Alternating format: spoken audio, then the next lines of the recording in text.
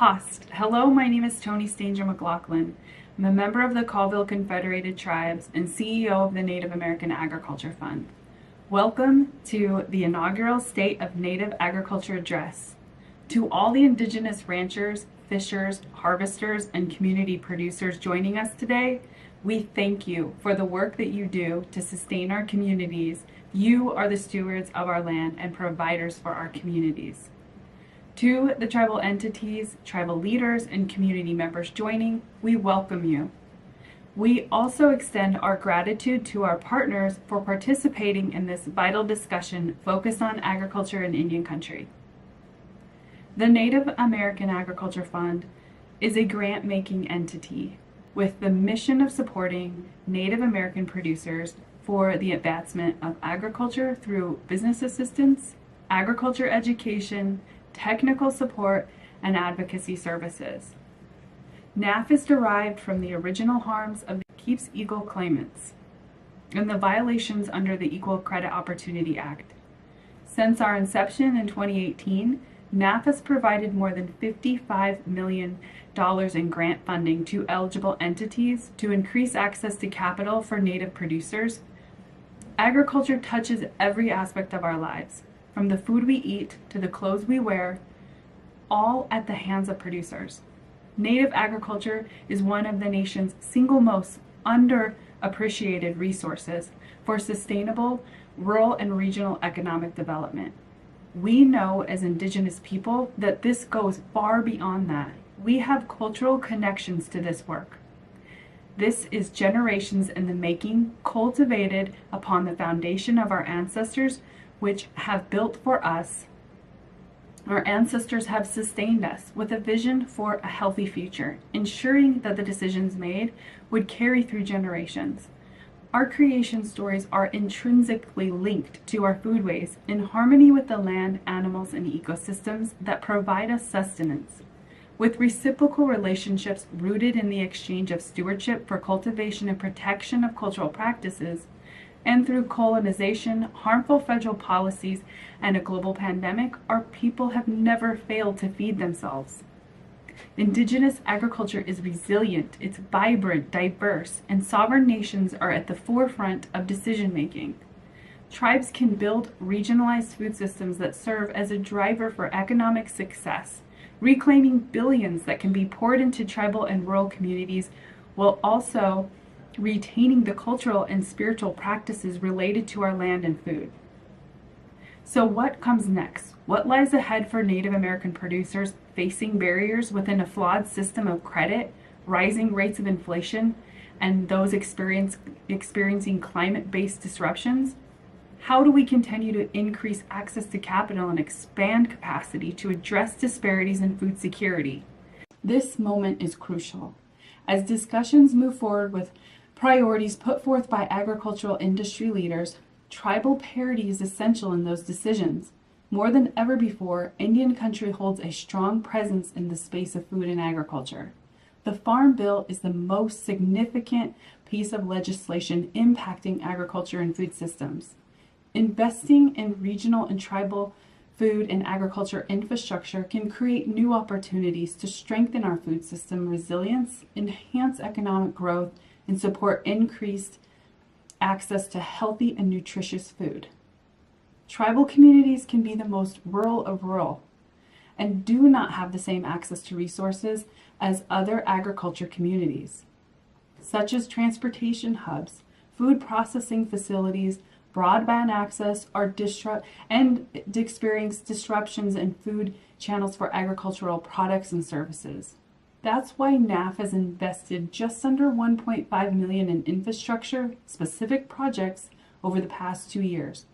And we continue to support tribal priority funding and rural development programming to address infrastructure needs in Indian country.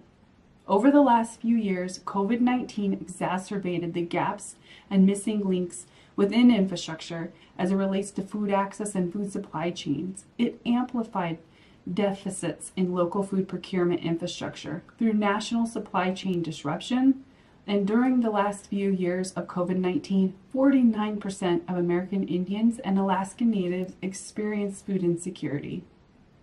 But today, our narrative changes. We celebrate new food hubs, which are emerging to serve as distribution and marketing channels, storage and processing facilities, and centers for programming to support tribal agriculture entrepreneurship.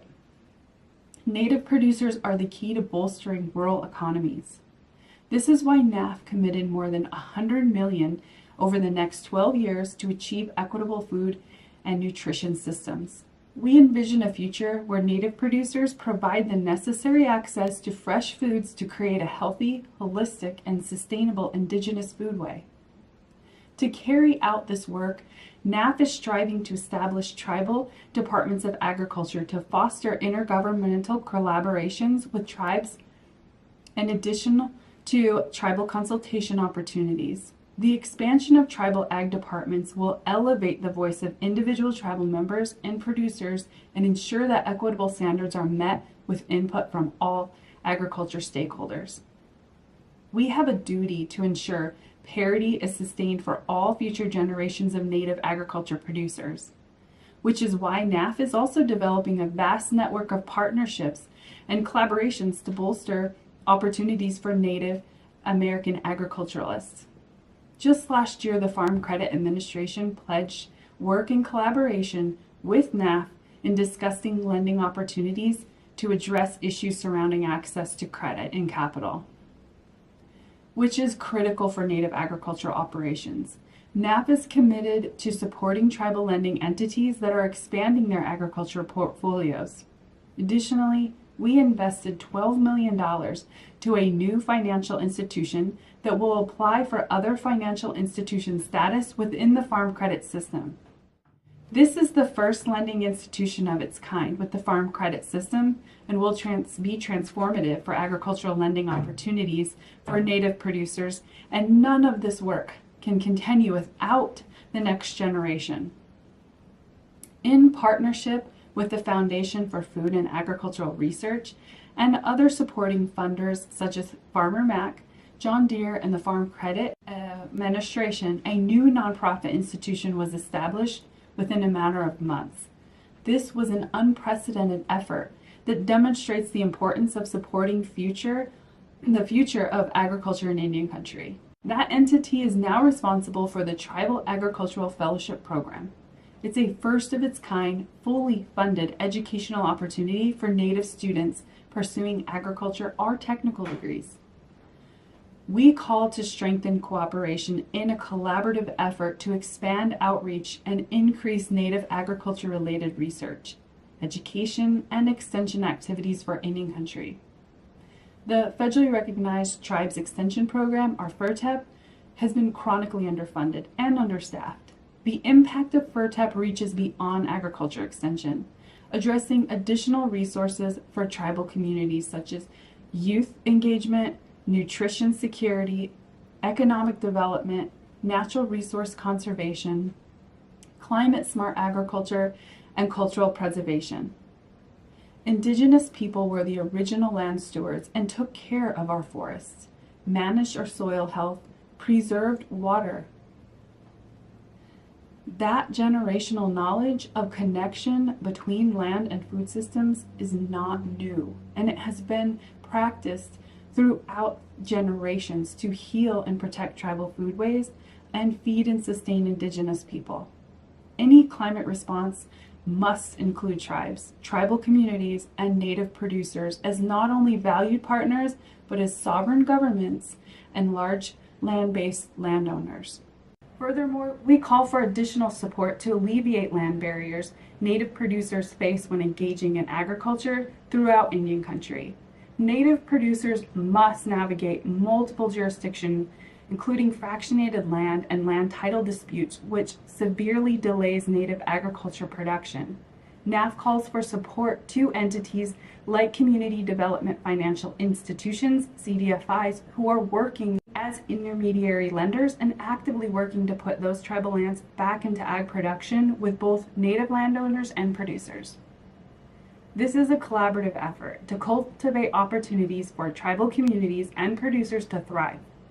This is my challenge to you. In order to cultivate an era of Native agriculture, we need every producer, tribal leader, community member, consumer, and ally In order to establish healthy foods, healthy people, and healthy economies, we need to show up and uphold commitments to sovereign nations and reaffirm for our Native American producers that we are here for them.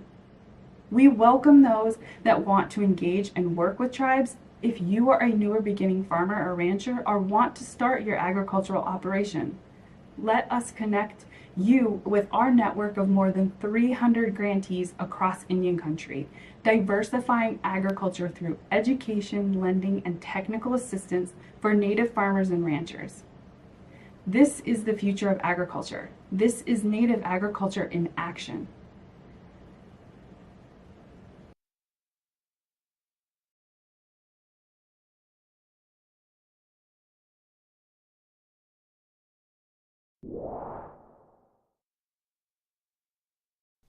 Hello, I'm Agriculture Secretary Tom Vilsack.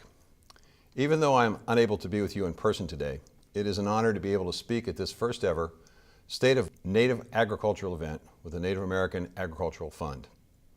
In every conversation I have with our USDA agricultural census researchers, tribal leaders, and tribal food businesses and producers, we all agree the state of Native agriculture is strong. Over the past several years, our nation has faced unprecedented challenges, the climate crisis, a global pandemic, and supply chain issues.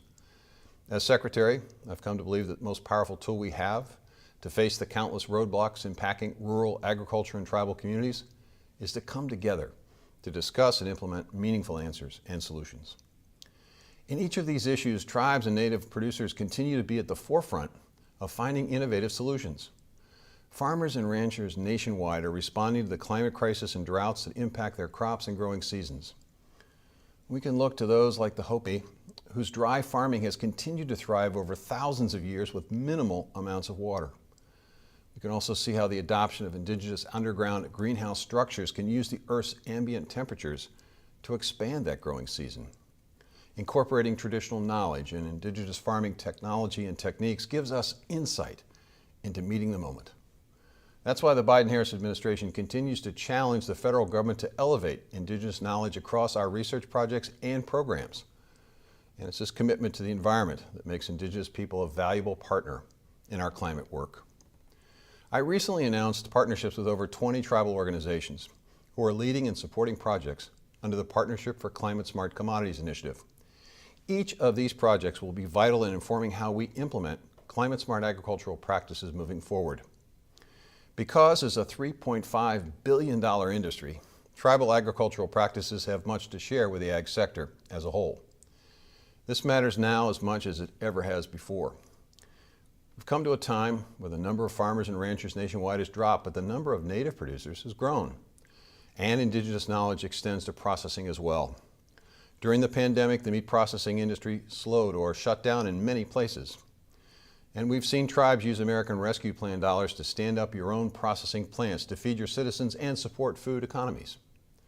In the coming months, I look forward to announcing Phase 2 of USDA's meat processing program, which will have a new tribal-focused portion.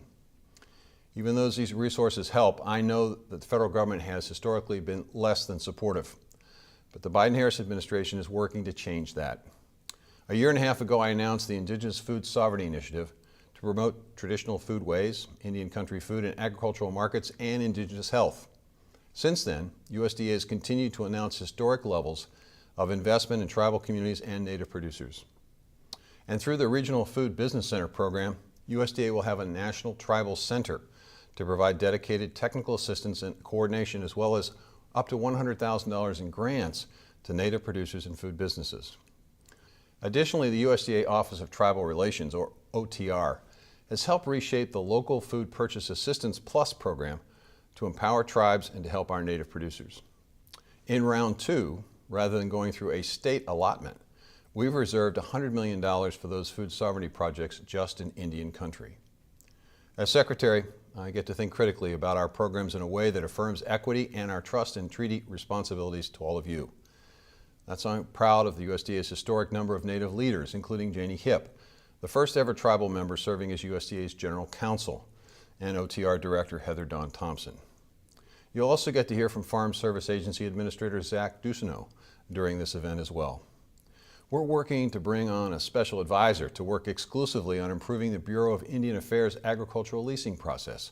There's so much potential for partnership between USDA and tribal organizations like the Native American Agricultural Fund. There's more work ahead, but with strong partnerships like ours, I'm confident we can finish the job.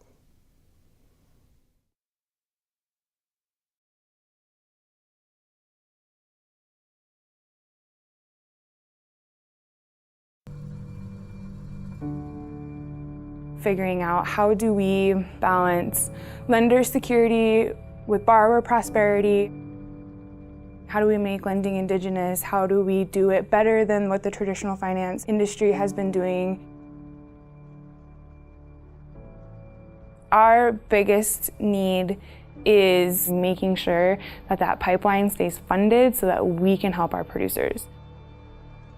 Food sovereignty means growing your own food, having knowledge about seed relatives, about the four-legged relatives, being able to feed your own family, feed yourself, feed your community.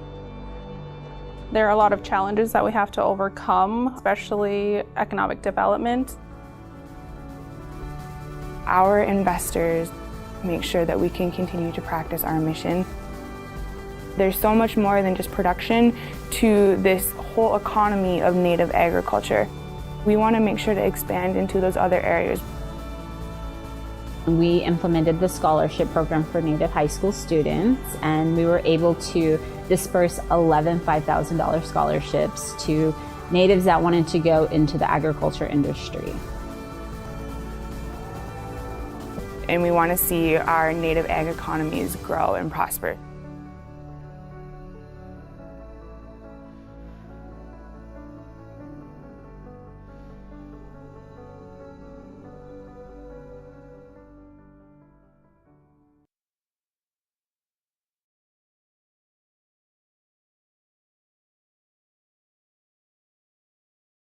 Good morning, and thank you to the Native American Agriculture Fund for inviting me to join you today as part of the State of Native Agriculture event. Thank you all for the work that you do to lift up and advocate for tribes and Native communities. And thank you for holding the federal government accountable for being a good partner in Indian country. As a member of the Senate Indian Affairs Committee, I am guided by the fundamental principles of tribal sovereignty and self-determination. Those are the foundations of our government-to-government relationship, and we have a lot of work to do to make sure that the federal government upholds our end of the deal. The 2018 Farm Bill made progress with a historic number of tribal-specific provisions that strengthen USDA's relationship with tribes and boosts opportunities throughout Indian country. As a result, Native producers and vendors have better access to federal services and support. We were also able to expand self-governance opportunities in the food distribution program on Indian reservations and federal forestry and land management programs so that we're better serving the specific needs of Native communities. In the United States today, there are more than 80,000 Native farmers and ranchers whose work contributes $3.5 billion in agricultural production each year. That's a significant figure, but there is so much potential for growth if we can make sure USDA programs are meeting the unique needs of Native agricultural communities. As Farm Bill negotiations begin, I believe that we have a real opportunity to increase the availability of healthy traditional foods in nutritional programs and ensure that Native people are at the table when the USDA is making decisions that affect your communities. You are all working on these issues every day, and you know best how to make Native agriculture thrive. So I'll be relying on your continued partnership and your deep knowledge and expertise as we work to make this year's Farm Bill as strong as it can be. So thank you all for the work that you do on behalf of tribal nations. Your voices are powerful, and I am grateful for your leadership and partnership. Have a great event.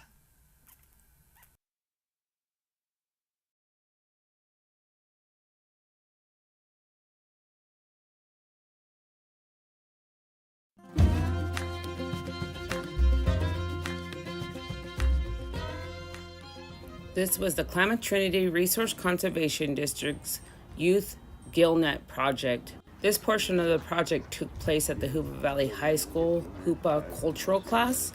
Our presenter was Roger Serber, a local fisherman.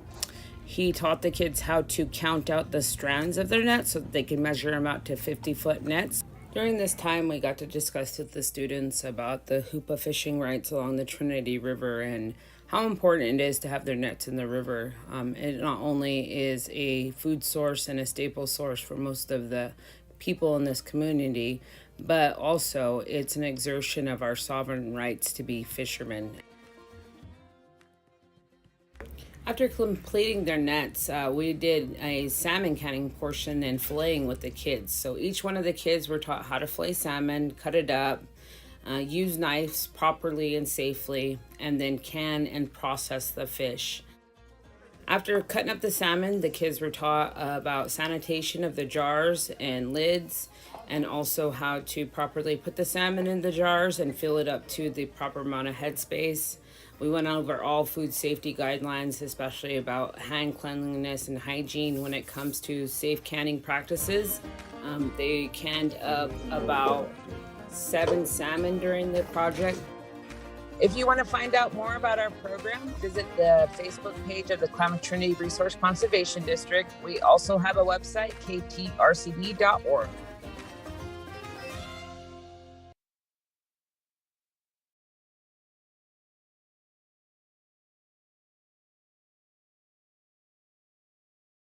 Hello to everyone tuning in for the first ever State of Native Agriculture address. I'd like to thank the CEO of the Native American Agricultural Fund, Tony Stanger McLaughlin, for her leadership and for inviting me to share a few words today. I'd also like to recognize all of the tremendous leaders taking part in this event. Of course, Secretary Vilsack, my friend and colleague, Senator Tina Smith, FSA Administrator Ducheneau, and the co-chairs of the Native Farm Bill Coalition, Carrie Jo Lawrence, and the vice chair of the Shakopee Midwakan Sioux community, Cole Miller. Finally, I'd like to thank all the tribal leaders, producers, farmers joining us virtually for everything you do to feed our families throughout our state and across our country. As you all know, thanks to the efforts of organizations, including the Native Farm Bill Coalition, we made significant progress improving tribal parity on issues ranging from nutrition and forestry management to bolstering ag research opportunities at tribal colleges and universities in the 2018 Farm Bill. Now we're going to work on the 2023 Farm Bill. That's why we have to build on what we know is working and improve on things that aren't or we think that are new challenges. I'm focused on keeping what works as well as making changes that address your needs. There is still so much more we can do to support our Native American producers, starting with improving access to credit. There are so many people looking to begin careers in ag or small farmers hoping to expand their operations who need better access to credit. We know that this is a problem that Native farmers have long faced. That's why I'll continue pushing to increase access to credit for Native producers through the 2023 Farm Bill, because we can't afford to let these barriers stand in the way of the critical work that our tribal farmers and ranchers do. I'm also focused on ensuring we have strong crop insurance and ag disaster programs, so all of our farmers have the stability that they need amid volatile conditions. Over the past 2 years, we've seen extreme droughts, wildfires, and flooding cause damage and lead to crop losses. This is an important issue that impacts all of our communities. We know the answer. Part of it's dealing with, of course, climate change for the short term and the long term. And part of it is just making sure our programs work for the weather that we're seeing. I'm working to adapt our USDA programs to be more flexible and responsive to the enormous challenges created by extreme weather events, so our farmers and producers can easily access much needed resources as they recover from losses.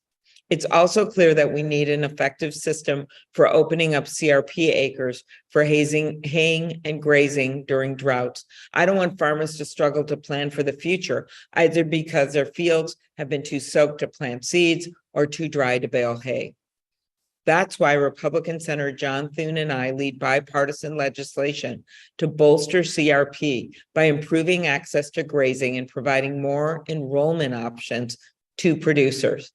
As Administrator Ducheneau said at our Ag Committee hearing last week, it's critical that CRP serves as a working lands tool and provides the resources that farmers need during emergencies and volatile conditions. I'm going to fight to get this bipartisan solution included in the next farm bill because our producers have the tools, must have the tools that you need to fill America's pantries. I am also committed to ensuring that tribal farmers and producers can enjoy reliable access to broadband and all the opportunities that broadband provides, from education to healthcare to work. I will always remember hearing from a tribal member who told me that when they got Wi-Fi at their house, kids from the neighborhood would gather in the front yard so they could do their homework because they didn't have it at other houses. That's why I worked so hard to make sure that the bipartisan infrastructure law, which was passed in 2021, included my plans to bring high-speed internet to every zip code, and yes, certainly to all our tribal lands. The bill also provides financial support to help families with lower incomes afford their internet bills, including as much as $75 per month in assistance for tribal members. With these resources, we'll be able to build out broadband to reach rural communities throughout our state, including improving connectivity for schools, small businesses, and healthcare centers. I'm committed to ensuring that this year's Farm Bill builds on the progress we've already made on expanding access to broadband, because we all know that in 2023, you can't fully participate in our society if you can't get online. Throughout my time in the Senate, I've had the honor of working with and learning from so many tribal leaders and communities. One of the Native philosophies that has always resonated with me is the Ojibwe belief that the decisions of great leaders are not made just for today, but made for children 7 generations from now. A world that followed that philosophy would be a better world indeed. So as we continue working on the 2023 Farm Bill, I'm focused on ensuring we put in place investments and policies that will help Native farmers and producers thrive for generations to come. I'm committed to continuing to work together with our tribes, government to government, to make sure that tribal sovereignty is recognized and respected. Thanks again for the chance to share a few words and for all you do. We all know food just doesn't magically appear on people's tables. There's hard work that goes into it, and you do it. I'm looking forward to working with all of you to ensure that this year's Farm Bill is the strongest one ever. Thanks, everyone.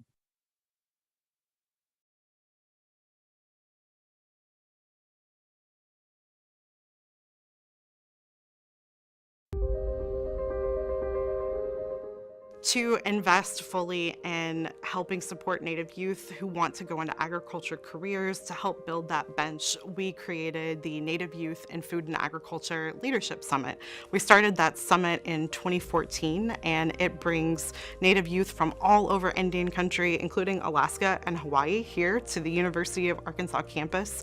Every summer, they get to do a deep dive on food and agriculture issues, the things that they are passionate about. They get to meet peers from all over Indian country who are going to be lifelong friends and supports as they go out back into their communities and start working to support economies and health through agriculture. They also get to meet with Indian country experts in a wide range of fields, whether that's agriculture law and policy, ag business and finance, nutrition and health, or conservation and land stewardship. All of these things are important to a food system, and those are all things that young people can get excited about and find careers in for Indian country food and agriculture. So that's why we formed the summit, to make sure that those connections are able to be made, and so that youth have that continual place they know they can come to find other people who are passionate about what they're passionate about and help keep them working in Indian country ag. We've had so many students come through, and today they are incredibly successful in their careers. They're doing amazing things. We have some who are owning their own cattle operations or their own farming operations. There are some of the former graduates of the summit who now work the Intertribal Agriculture Council. There are ag educators among the summit grads. So they've come to our summit and now they are working with other youth to make sure that they're getting the kind of ag education that they need as well.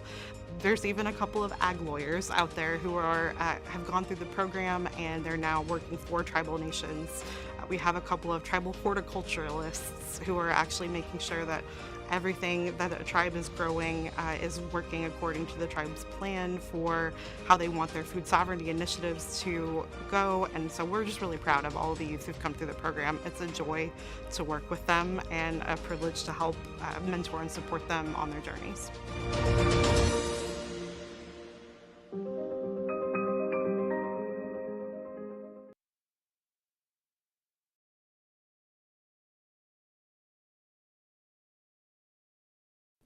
Hi, I'm Zach Duchneau, your FSA Administrator here at the United States Department of Agriculture.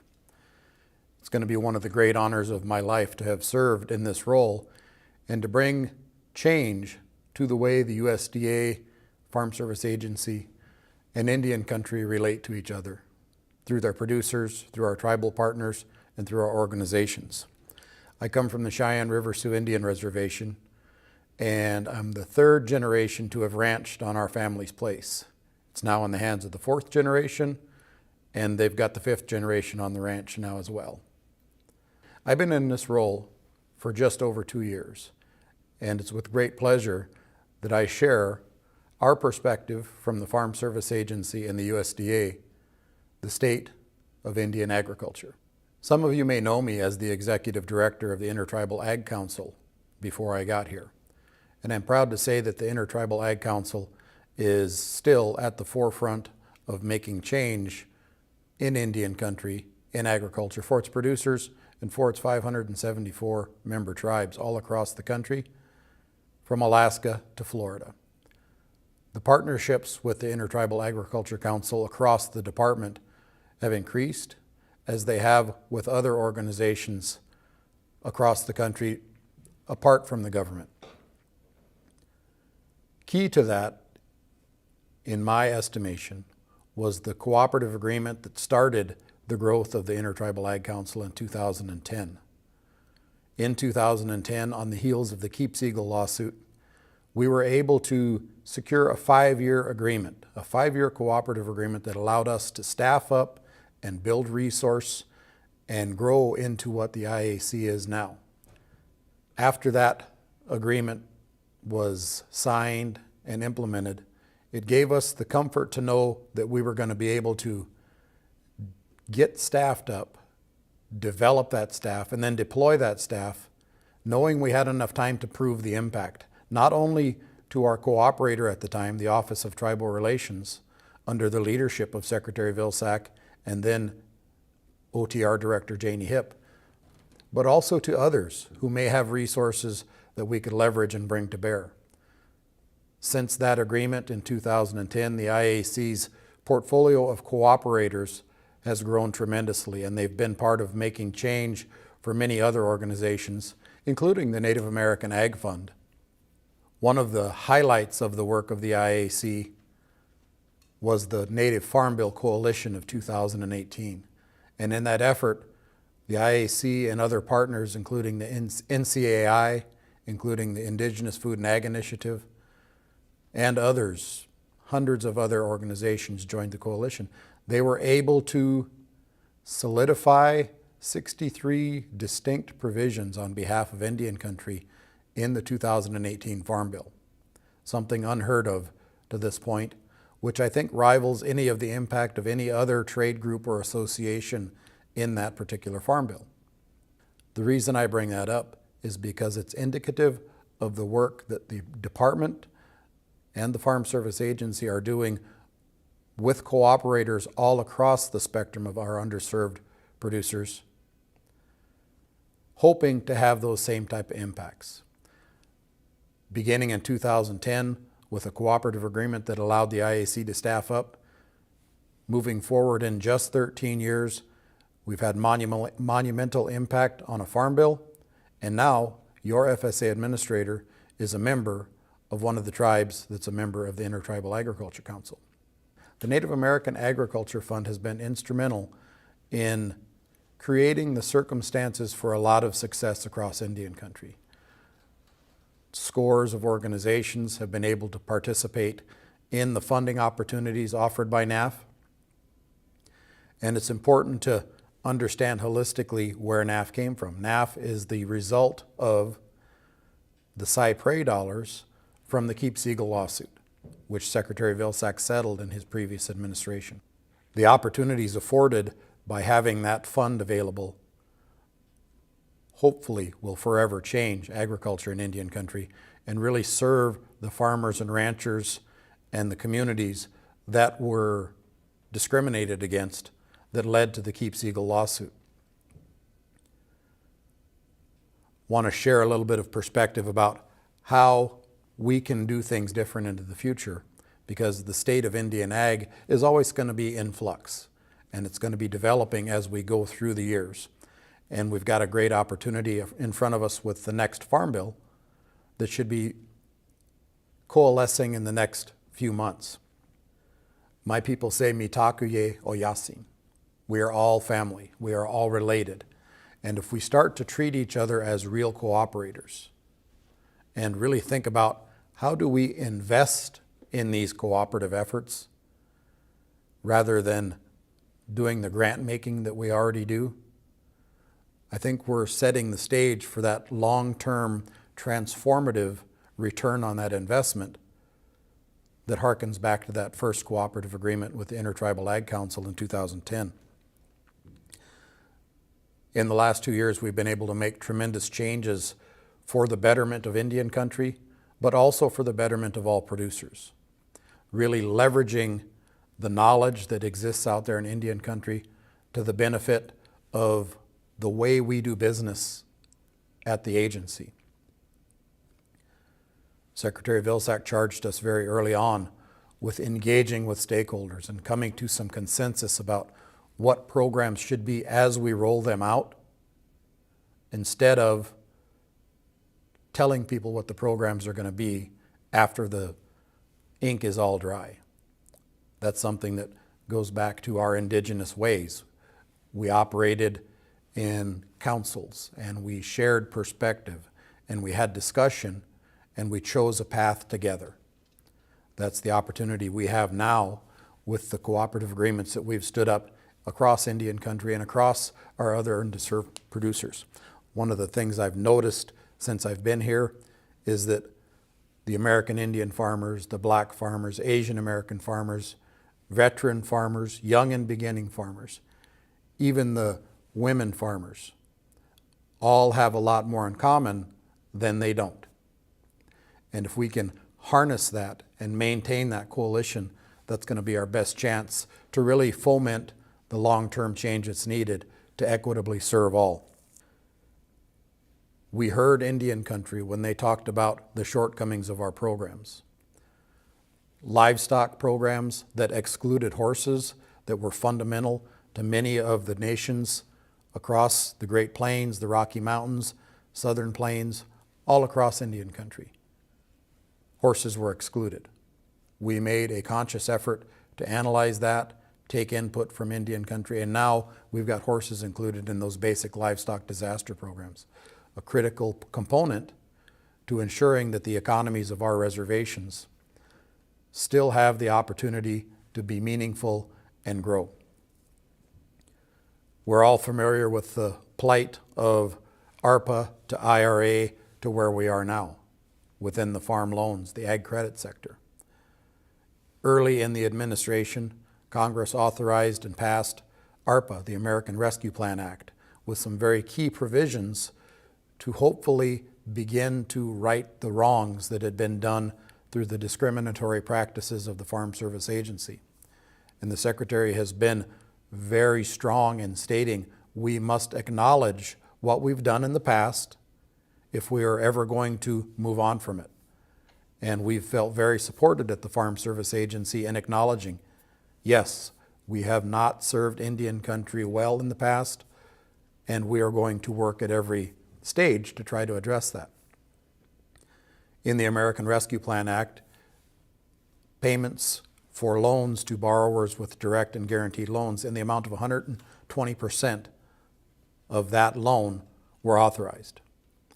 Very shortly after we got ready to roll that program out, court actions were brought against the FSA and the USDA and Secretary Vilsack and myself, and those court actions stopped us from doing that good work. We did our best to defend that, but the writing was on the wall, and unfortunately, if that stayed in litigation, there was a Supreme Court decision coming in future years that may have stopped us from doing it at all. I think Congress saw the writing on the wall as well, and they said we've got to do something different because there are distressed borrowers out there of all kinds, and here's an opportunity to start to change the way we do ag finance by repositioning this money. ARPA was repealed, and in its place, the Inflation Reduction Act was created. It was passed into law, and in there were provisions for $3.1 billion to serve distressed borrowers, to make assistance payments to borrowers that were in distress and in danger of losing the farm, as well as $2.2 billion to help borrowers with assistance to deal with the consequences of discriminatory practices. I want to talk first about Section 22006 of the Inflation Reduction Act. In that act, $3.1 billion was set aside to pay for the cost of loan modifications and to provide assistance for producers who have Con Act loans. That's our farm ownership loan, our farm operating loan, and our emergency loan programs. By giving us the tools to make assistance payments and to pay for the cost of loan modifications, Congress has really empowered the Farm Service Agency to reimagine the way we're doing farm loans. We're going to take the example that was set in the cooperative agreements that invest in the long-term success and pivot our loan operations to that same approach. We want to see these as an investment in producers across Indian country and beyond, and structure them in a way that it keeps the money in the pocket of the producers while generating a return. It's our contention that the best risk management tool, the best conservation tool, and the best safety net is some production income remaining in your control after the production sale happens and all the bills are settled. In October, we announced the first round of payments, and the Secretary gave us the charge to keep farmers farming and to stop people from losing their farms because we can't or won't structure debt in a way that suits them. So we took a look at the landscape and made some determinations and figured that the best way to start that work was to help borrowers who are in distress. That distress was well demonstrated by those that were 60 days or more delinquent as of September 30th of last year. We made payments to catch those people up on their delinquent accounts that were direct and guaranteed loans. And for those in the direct portfolio, we made their next annual installment. So they would have a year to reposition themselves, regather themselves after the pandemic and the multiple climate change related disasters that we've had to endure in the last few years, while we make changes to our loan programs at a fundamental and basic level. In addition to that set of payments we made, we committed to pay the disaster set-aside payments that producers put to the back end of their notes in the last few years because of the pandemic or these other drought, winter weather, flood-related emergencies. We did that just this week, and we've sent 5,100 payments to producers' accounts so that that debt isn't lingering out there at the end of your note any longer. There were also many producers that had what are called currently not collectible accounts.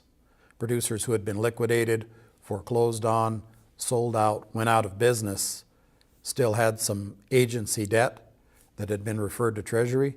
Many of them were having their Social Security checks garnished or having their other program payments garnished. And they were never going to be able to farm again with that hanging around them, so we paid those off as well.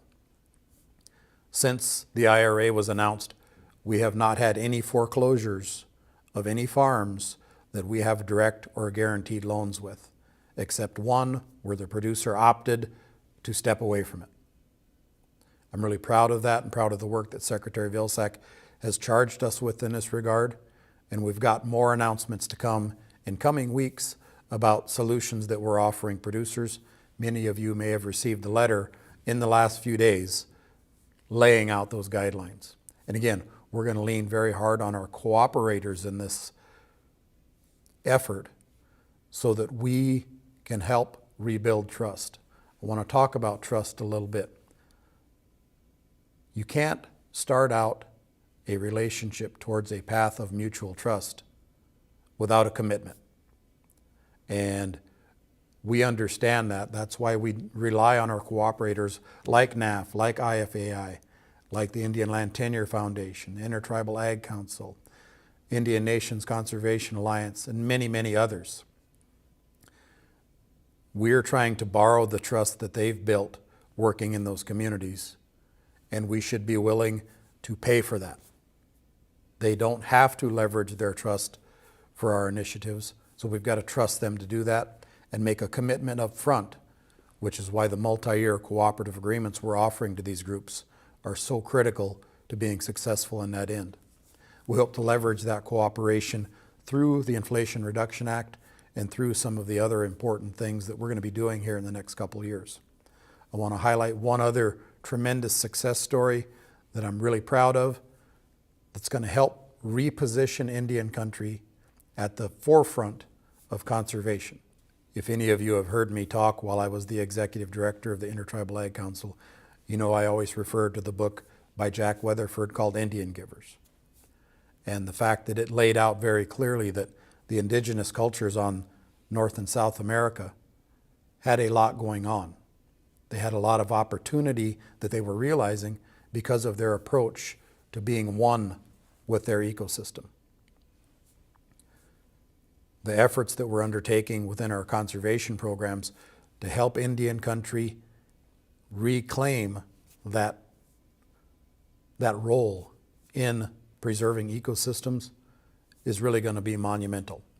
Through our Conservation Reserve Program and the Conservation Reserve Enhancement Program in that particular service that we have a chance to offer, we are enrolling nearly 3 million acres of tribal land in the Great Plains in conservation contracts, which could span 10 to 15 years and pay $13 to $15 per acre to those tribes to be distributed amongst their operators and used for other tribal causes.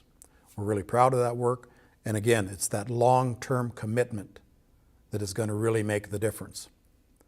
We have to accept and acknowledge that grant making may not be the best solution, and it certainly isn't the only solution. We have to start to think about the expenditures we're making more like investments.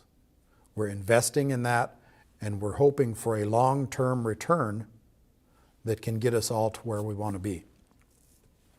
Some of the other work in our conservation division is really critical because we're starting to analyze the way we're doing our conservation and how does it align with the ecosystems that were here prior to the European arrival. Keystone species is a critical part of that.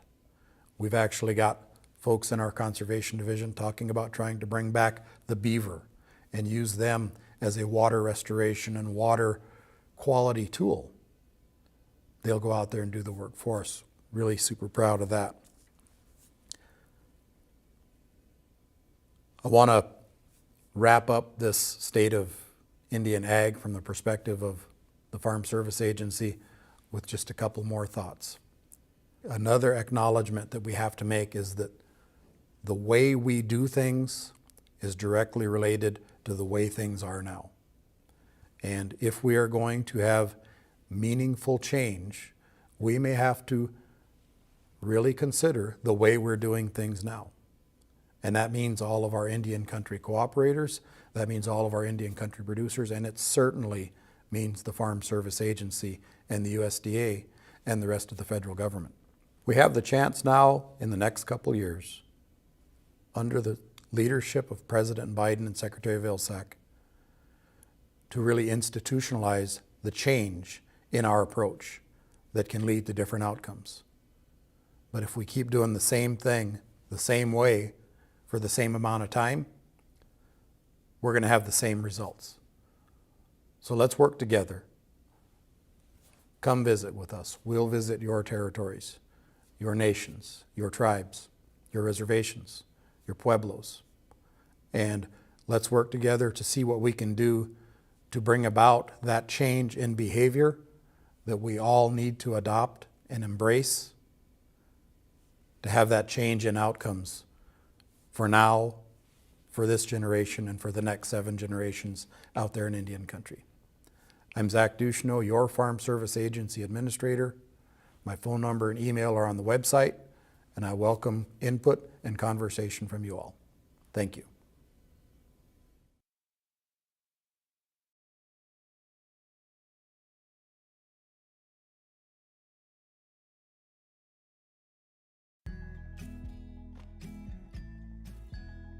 During the years of Mahele Farms operation, we've trained about 40 of our students in the community about farming, and to me, that's the biggest thing that we can do is give knowledge and wealth to our next generation, because they're the ones who's going to be taking over for us. And at Mahele Farm, we thrive off of the youth that wants to come and be empowered by the knowledge that we have to offer. Last year and coming into this year, we've hosted over 100 community volunteers. We've fed over 130 families through their elders. Produce, fruits and vegetables, from bananas and papayas to lettuce and cabbage and eggplant and onions and everything you'd want to put on your table. That food has totaled around 27,000 pounds that we've given out to the community over the last year.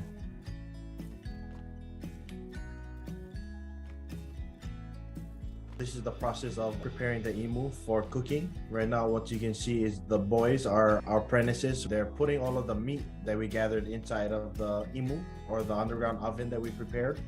It's a really awesome process. And like we've said, many hands make the work a lot lighter, which is why you can see there's a lot of people standing around and handing leaves and the food to one another. And that's just the type of energy and power that we put into the food when we do it traditionally. The importance and significance of maintaining that art of cooking, first and foremost, is for the belly, is to fill the belly and to feed a lot of people. That underground oven, we put 3 pigs in it, a bunch of chickens, probably 300 pounds of starch. So in that way, one cooking process can feed 300 people at a time, just using hot stones and wood. And so first it's for the belly, feeding many, many mouths. And then secondly, it's for the heart and the spirit. It's a way for us to connect to our ancestors and understanding that they thrived on this land and in this environment without any electricity. And all they used was ingenuity and togetherness. And so understanding that we can survive, not just survive, but thrive here in this isolated island nation without Western amenities, without the electricity, without the stove, steamer, and the pressure cooker. We can do it with human power.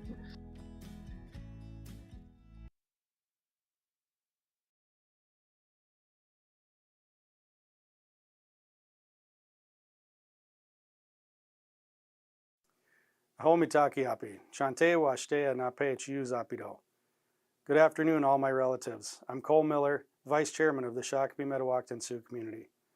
I also serve as National Co-Chair of the Native Farm Bill Coalition.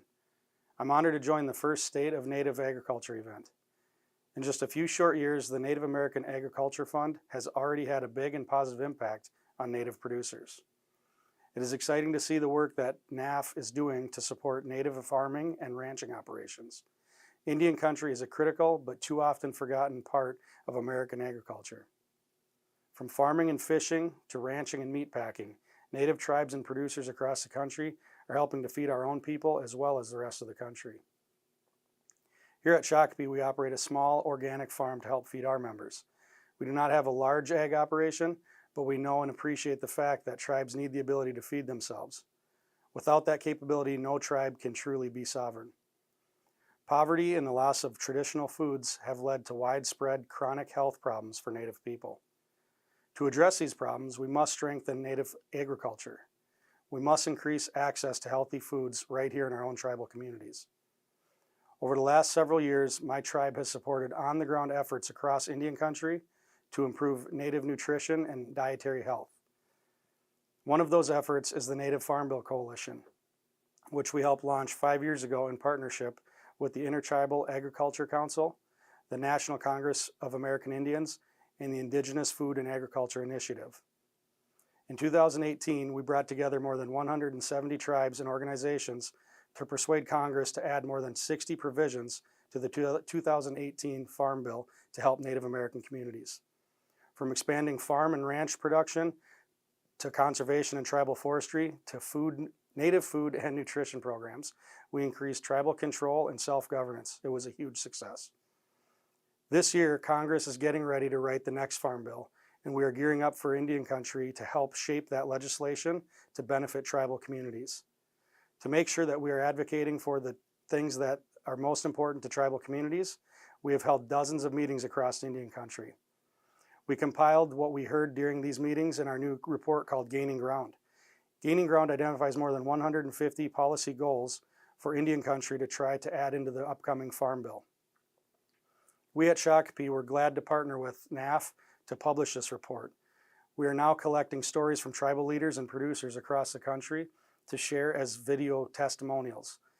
It has been very helpful to hear from them directly about why Native agriculture is so important and what Congress should include in the next Farm Bill. They want policies that will strengthen 638 self-governing authority, tribal agriculture extension agent programs, food access, tribal sovereignty, and much more. You can watch these videos on our website, nativefarmbill.com. Our Native Farm Bill Coalition is also bringing tribal leaders and producers directly to Capitol Hill this year to tell members of Congress what they want to see in the next Farm Bill. We want policies that will, one, authorize tribes to administer SNAP benefits, make it possible for tribes to provide local and culturally tailored foods to their people, make Farm Service Agency loans more accessible to tribal producers, support natural resource stewardship so that Indian country can build sustainable food systems for the future, and ensure tribal governments have access to the same rural infrastructure development opportunities as state and local governments. Federal policy can have a positive impact on Indian country when it's developed with the input of tribal communities. Together, we must insist that the United States fulfill its treaty-based trust obligations to make sure that every Native community is food self-sufficient and economically self-reliant. We are stronger when we join together for all of Indian country. This is the mission of the Native Farm Bill Coalition, and I know that we share that cause with NAAF. Again, thank you, NAAF, for giving me the opportunity to speak at this important event today. Wopida.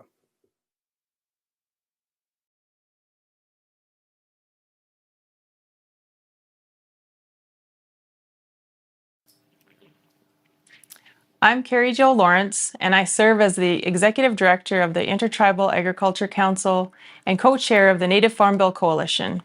I'm Hidatsa from the Fort Berthold Reservation, where I grew up on my family's ranch. Prior to joining the Intertribal Agriculture Council, I had a 20-year career working for the USDA's Natural Resources Conservation Service in North Dakota and South Dakota, where I experienced firsthand the value in having tribal perspectives reflected in USDA programming. The Intertribal Agriculture Council is a national, Native-led nonprofit that was formed by tribal nations in 1987 and tasked with pursuing and promoting the conservation, development, and use of our agricultural resources for the betterment of our people. Since our founding, IAC has actively supported tribal producers across the country through on-the-ground technical assistance and services, as well as advocacy for improvements in the policies that govern the landscape in which tribal producers must operate. In 1987, IAC's predecessor, the National Indian Agricultural Working Group, published a report that outlined a number of recommendations aimed at improving the environment for the main Indian industry, agriculture. The report noted that the issues it addressed were neither new nor unknown. While there have certainly been improvements around tribal agriculture since 1987, the sentiment remains the same. The issues tribal producers face today are neither new nor unknown. What is different, however, is the unprecedented support for tribal agriculture from the ground up from partners like the Native American Agriculture Fund.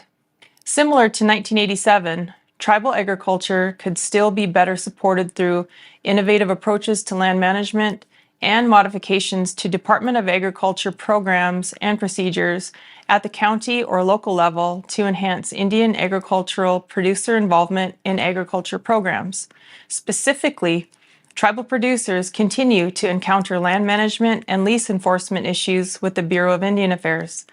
Accessing credit and USDA debt payments remains elusive for many tribal producers, and lack of recognition or understanding of tribal lands among USDA agencies generally creates inconsistent and often negative outcomes for tribal producers and tribal lands that don't fit neatly within the county and state-based frameworks under which many USDA programs operate.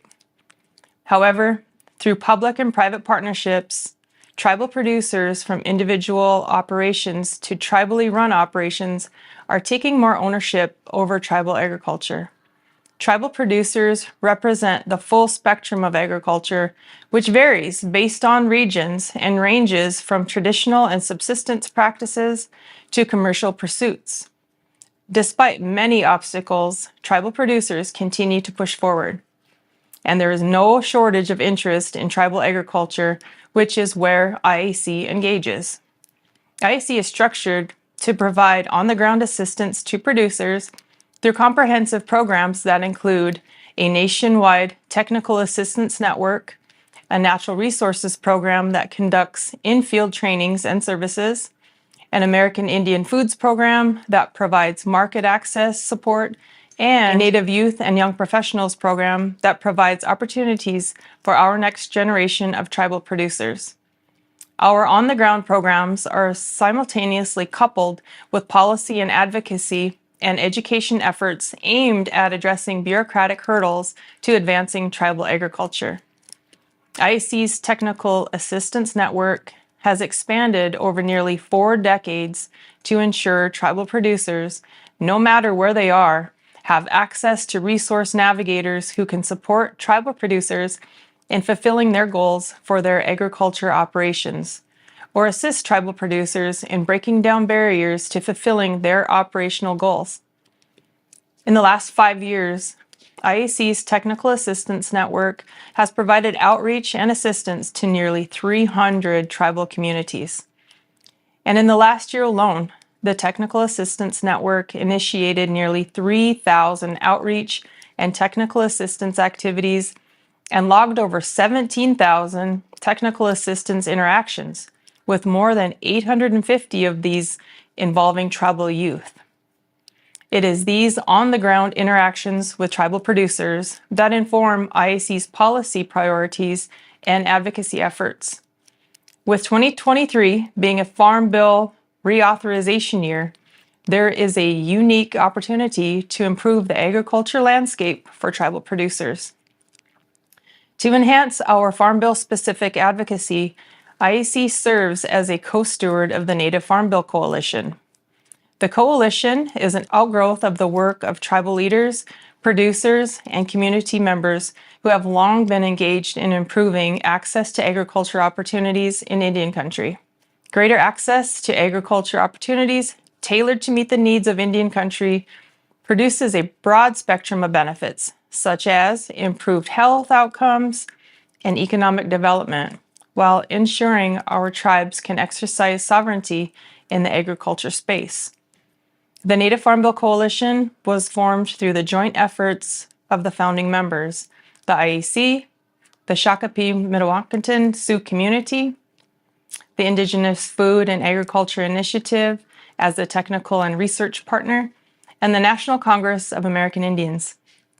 Over the years, we have seen improvements at the USDA that translate to more opportunities for tribes and tribal producers to access programs that are key to our health, our economic well-being, and our tribal sovereignty. But there is still work to be done.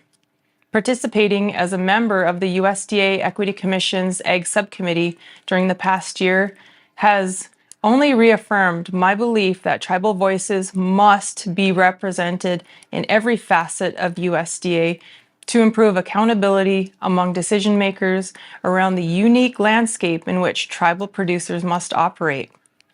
The Farm Bill can be a vehicle for additional accountability around tribal issues at USDA. Expanding on the model used by the Coalition for the 2018 Farm Bill, we are working to secure more tribal provisions in the 2023 Farm Bill. The Coalition serves as a centralized hub for receiving information directly from Indian country and has hosted more than 60 roundtables with tribal leaders and tribal producers to learn about tribal priorities in the Farm Bill. The Coalition is now hosting fly-ins to Washington, D.C., where tribal leaders, producers, and youth speak directly with members of Congress, their staff, and the Biden administration about Indian country's priorities for the 2023 Farm Bill. The Coalition advocates for policy changes aimed at strengthening tribal sovereignty and furthering the priorities of Indian country's producers. It is our unwavering conviction that tribes and producers are in the best position to make decisions regarding how to feed our people, grow our operations, and build our agriculture systems at local and regional levels. Indian country must be provided the ability and support to achieve true sovereignty, the ability to feed itself. IAC looks forward to working with you in the year ahead in our joint pursuits supporting tribal agriculture.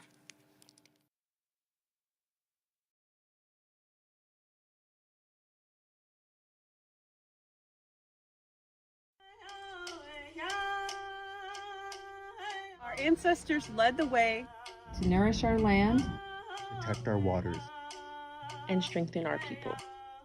We have been the stewards of this land for thousands of years. We will continue to pass on our knowledge for thousands of generations to come. Native agriculture is powerful, Nurturing, holistic, regenerative, perseverant. Native agriculture is growing our economies. We are native farmers, ranchers, fishers, growers, harvesters, stewards, providers. This is Native agriculture in action. This is Indian country.